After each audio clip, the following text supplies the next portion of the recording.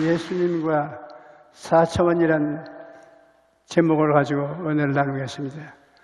하나님께서 처음 지으신 세계는 흠과 점이 없는 지극히 아름다운 곳이었습니다.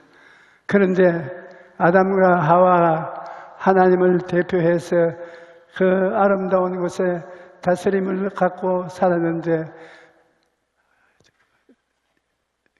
하와가 뱀의 말을 듣고 하나님을 거역하더니 먹지 말라는 나무 열매를 먹고 남편에게도 주어 하나님을 거역했으므로 온 세상에 저주를 받고 아담과 하와도 생명을 뺏긴 고통 속에 떨어지고 말하는 것입니다.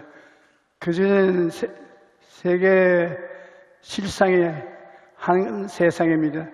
밝고 맑고 환한 하나가지 한 세상이었는데, 죄를 짓고 땅이 저주를 받고 사람이 죽음을 선고받은 이후로 이 세상은 두 개의 실상으로 나누어졌습니다. 사람이 두 개로 나누어졌다는 것이 그 사람하고 속 사람으로 나누어지고 마는 것입니다. 이제는 그 사람도 시간이 되면 죽고 속 사람도 그 사람이 되면 죽습니다. 하나님 앞에 심판을 받고 난 다음에는 3차원의 감각적 물질 속에 살았습니다. 여러분, 1차원의 세계, 2차원의 세계, 3차원의 세계, 이 세계가 달라진 곳에 여러분 우리가 살고 있습니다. 여러분, 1차원의 세계는 직선이나 곡선은 우리가 1차원이라고 부릅니다. 2차원은 평면을 2차원의 세계를 부르고 3차원은 입체를 3차원으로 부릅니다. 3차원의 세계는 눈으로 보고 귀로 듣고 인간의 감각으로 알 수 있는 물질 세계가 3차원의 세계인 것입니다. 우리는 3차원의 세계는 직선, 평면, 입체, 이것을 볼 수 있고 손으로 그림을 그릴 수 있습니다. 직선을 그어진 1차원을 그리고 평면은 2차원도 그릴 수가 있고 3차원의 그림도 그릴 수 있는데 4차원은 못 그립니다. 4차원은 영의 세계이기 때문에 속 사람이 죽은 사람이 어떻게 죽은 사람을 그립니까? 4차원의 실상 그리지 못하고 1차원, 2차원, 3차원에 속해서 우리는 살고 있는 것입니다. 4차원의 영적 세계는 인간이 감각을 넘은 영적 세계인 것입니다. 감각적 물질 세계 속에 감각으로는 알 수 없는 세계가 있는 것입니다. 우리가 지금 감각 속에 살고 있지만 이 감각 속에 우리 눈에 보지 못하고 말할 수 없는 세계가 또 있는 것입니다. 영의 세계인 것입니다. 여러분은 물질 세계 속에 심령의 세계가 있어 두 세계가 여러분 속에 살고 있는 것입니다. 그런데 그 세계는 물질 세계는 보고 듣고 말하고 우리가 체험할 수 있는데 속 세계는 체험할 수 없습니다. 영의 세계는 여러분이 죽었기 때문에 죽은 영의 세계가 무엇을 큰 소리를 할 수가 없습니다. 무신론적인 세계에 사는 것이 오늘날 이 세상 사람들의 삶인 것입니다. 무신론적 3차원 물질 세계를 살아가는 사람들은 4차원의 영적 세계를 알지 못합니다. 그들은 하나님이 없다고 말합니다. 하나님은 영이기 때문에 죽은 영이 하나님을 알 수가 없습니다. 그러므로 4차원의 영적인 세계에 계신 하나님을 알지 못합니다. 하나님이 없다고 말합니다. 요한복음 9장 39절에 내가 심판하러 이 세상에 왔으니 보지 못하는 자를 보게 하고 보는 자들을 명인이 되게 하려 함이라고 주님께서 말씀을 하셨습니다. 왜냐하면 오늘날 안 믿는 사람들은 영적인 명인입니다. 속 사람이 죽은 그 사람만 살아있는 영적 맹인입니다.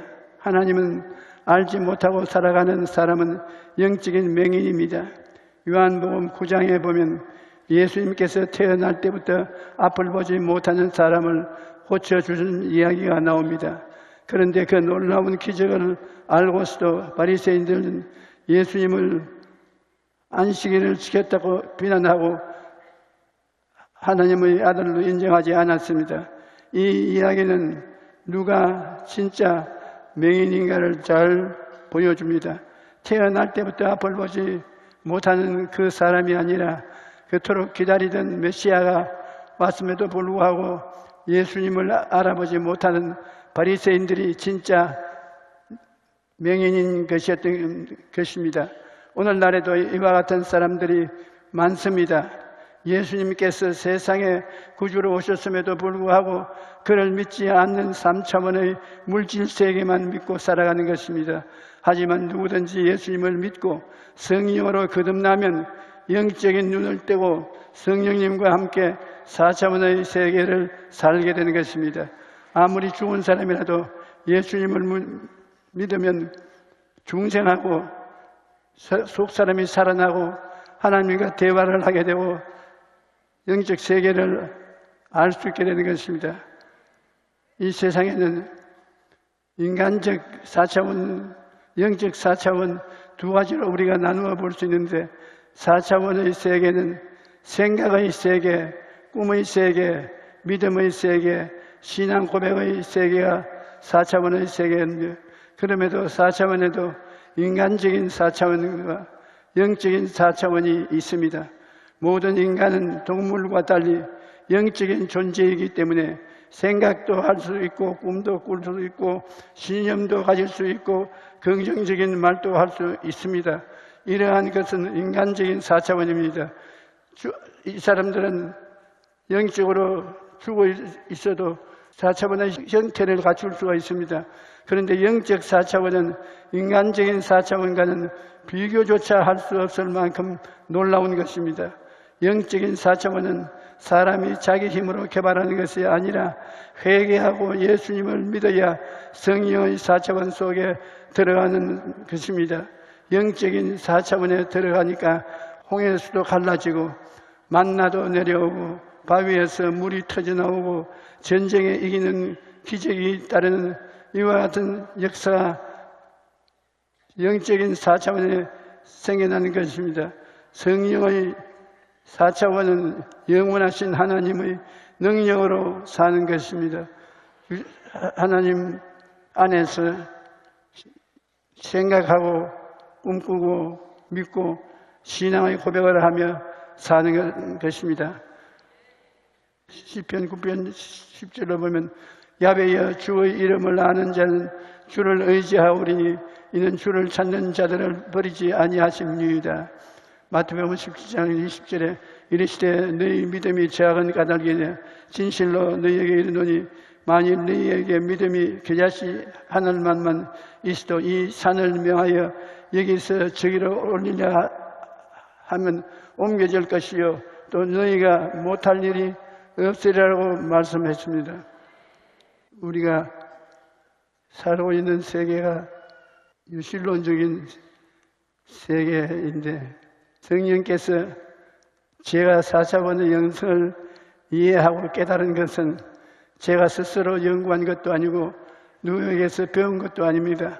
성령님과의 오랜 시간 동안 교제한 곁에 성령님께서 가르쳐 주신 비밀인 것입니다. 당시 저는 기도실에서 매일 1시간 이상씩 하나님의 음성을 거듭해서 들었습니다. 굉장히 감격적이고 저희 영혼 속을 흔들어 놓는 그러한 하나님의 계시였습니다. 이 계시를 마음속에 받고 깨닫게 되는 것입니다. 예수님의 가르침을 얻게 되었는데 그때 내 가슴 속에 예수님이 말씀하시는 것은 영을 다스리라. 로마서 8장 5절로 6절로 육신을 따르는 자는 육신의 일을 영을 따르는 자는 영의 일을 생각하나니 육신의 생각은 사망이요 영의 생각은 생명과 평안이라. 그렇게 말씀하시면서 영을 다스리라. 내가 평안히 눕고 자기도 하리니 나를 안전히 살게 하시는 이는 오직 야훼시니라. 예수께서는 사람이 만일 온 천하를 얻고도 자기 목숨을 잃으면 무엇이 유익하리요? 라고 말씀하셨습니다. 또 사도 요한은 이렇게 말합니다. 사랑하는 자여 내 영혼이 잘됨같이 내가 범사에 잘되고 강건하기를 내가 간구하노라. 그러므로 무엇보다도 영혼이 잘되어야 합니다. 먼저는 예수님을 믿고 영이 살아나야 하는 것입니다. 우리의 삶 속에 영을 살리는 것이 제일 첫째 명령입니다. 그리고 우리가 영이 강건하려면 하나님의 말씀을 먹어야 합니다. 시편 19편 7절로 8절은 야훼의 율법은 완전하여 영혼을 소성시키시며 야훼의 정근은 확실하여 우둔한 사람을 지혜롭게 하며 야훼의 교훈은 정직하여 마음을 기쁘게 하고 야훼의 계명은 순결하여 눈을 밝게 하시는 도다라고 말합니다. 하나님의 말씀이 우리 영혼을 살리고 우리 마음도 건강하게 지켜주시는 것입니다.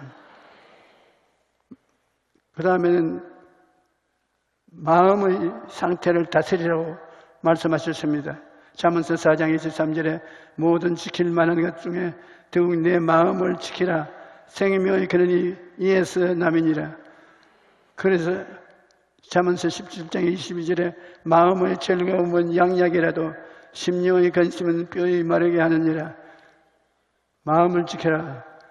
그래서 사람이 주고 하나님이 지키라고 하면 영을 지키는 것을 말한 것이고 또 영을 지키는 사람은 마음을 지키는 것을 말씀하시는 것입니다. 마음을 다스린다는 것은 우리 삶에는 정신적인 고통과 육체적인 아픔, 생활의 슬픔 등 수많은 어려움이 다가옵니다. 그런데 똑같이 환경 속에서도 어떤 사람은 슬프게 살지만 어떤 사람은 기쁘게 살아갑니다.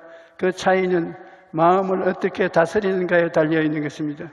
오늘날 많은 사람들이 자기 마음은 그대로 내버려 둔 채 환경만 바꾸려고 합니다. 하지만 마음을 먼저 다스려야 환경을 다스리는 힘을 갖게 된다는 것을 알아야 되는 것입니다.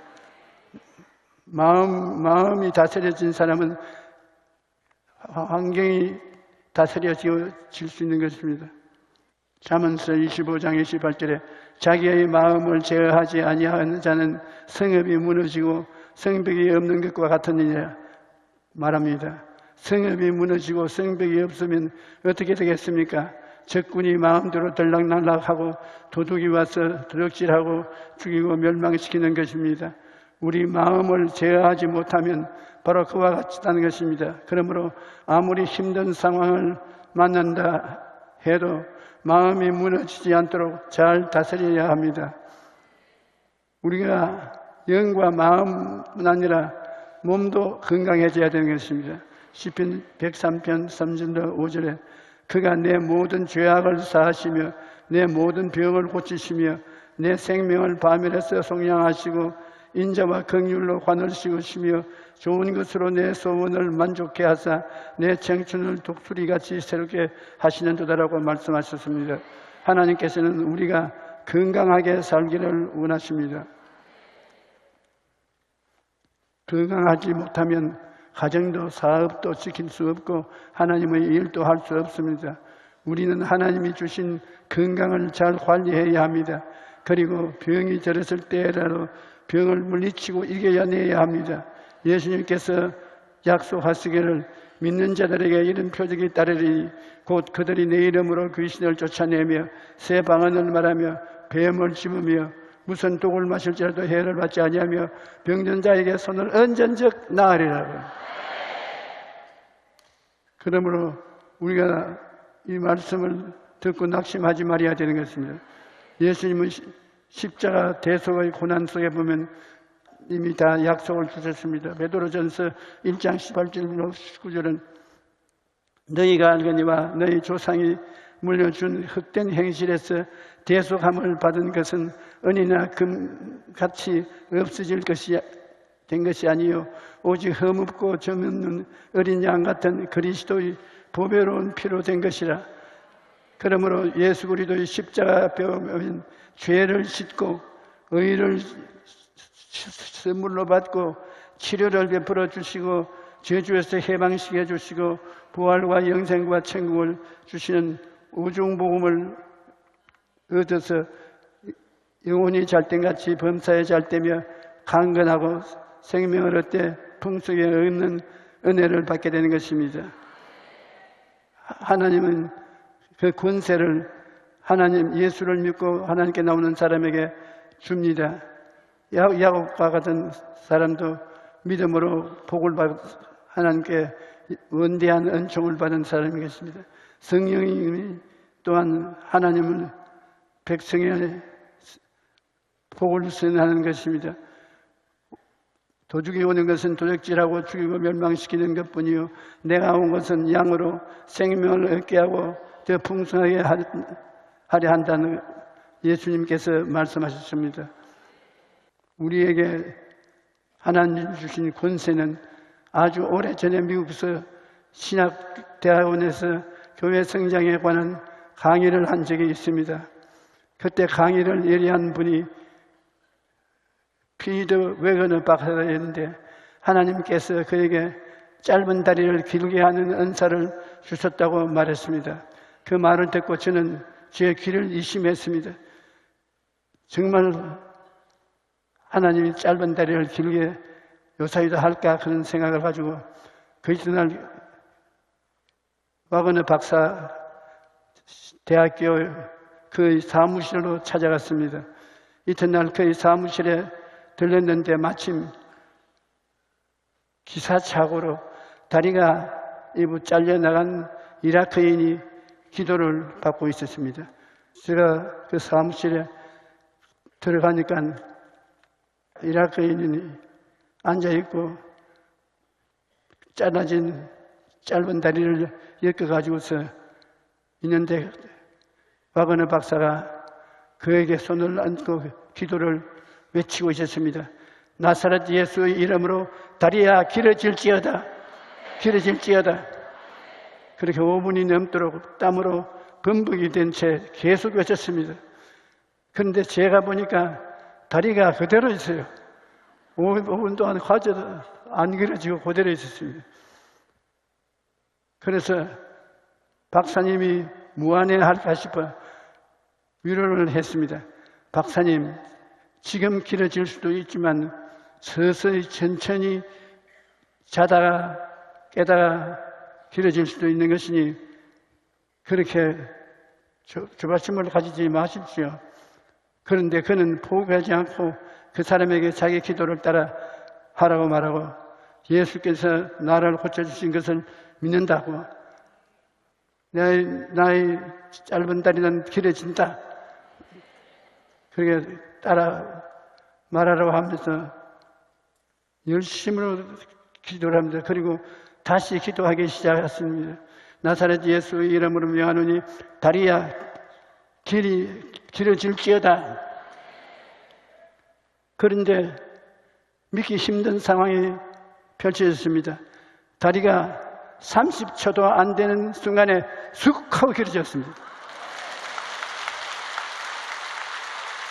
내가 한평생 병자 위에서 기도했지만은 그때만큼 혼비백산한 적이 없습니다. 기절을 하겠어요. 내가 살았나 죽었나. 금시 내 눈앞에 짧았던 다리가 쑥 길어지면서 뜨겁지도 않고 차지도 않는 살길래 그 같은 변화가 다가온 것입니다.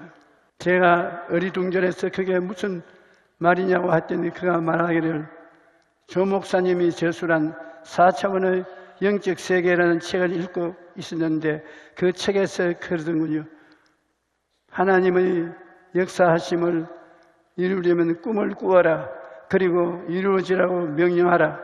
그래서 다리가 길어질 줄 확실히 믿고 이미 이루어진 것을 바라보고 꿈을 꾸며 명령하였더니 정말 그 꿈이 이루어진 것입니다.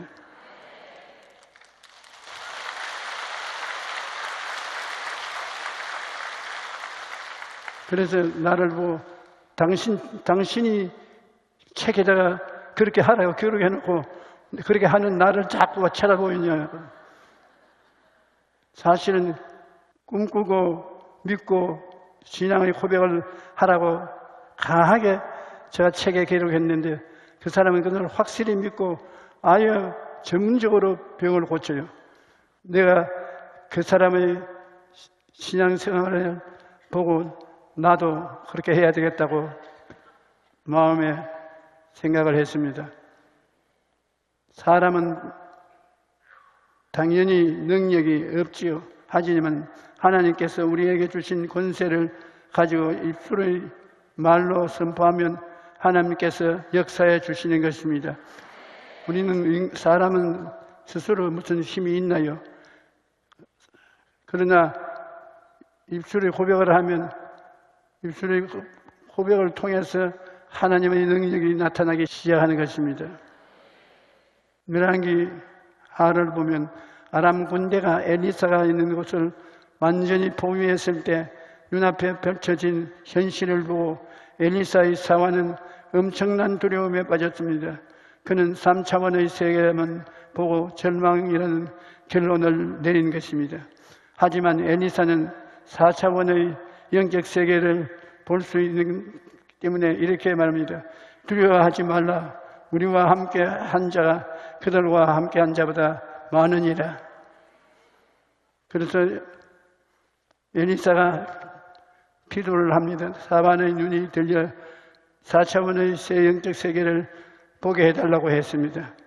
열왕기하 6장 17절에 기도하여 이르되 야훼여 원하건대 그의 눈을 열어서 보게 하옵소서 하니 야훼께서 그 청년의 눈을 여심해 그가 보니 불말과 불병거가 산에 가득하여 엘리사를 둘러섰더라. 인간적인 눈으로 바라보고 다 끝났다고 절망해서는 안 되는 것입니다. 하나님을 믿고 기도하면 하나님이 우리를 위해 놀라운 기적을 행하시는 것이기 때문입니다. 많은 사람들이 눈에 보이고 귀에 들리고 감각적 물질 세계만 의지하고 살아갑니다. 하지만 예수님을 믿고 거듭나면 영적인 세계가 있다는 것을 알게 됩니다. 그리고 4차원의 영성을 통하여 영혼이 잘됨같이 범사에 잘되며 강건하게 삶을 살게 되는 것입니다. 오늘날 우리 교회가 능력 있게 발전하려면 4차원의 세계에 확짝 열려서 하나님이 4차원의 세계에서 우리에게 기도를 듣고 말씀하시고 변화시키는 역사를 베푸는 것을 자유롭게 체험할 수 있도록 되어야 하는 것입니다.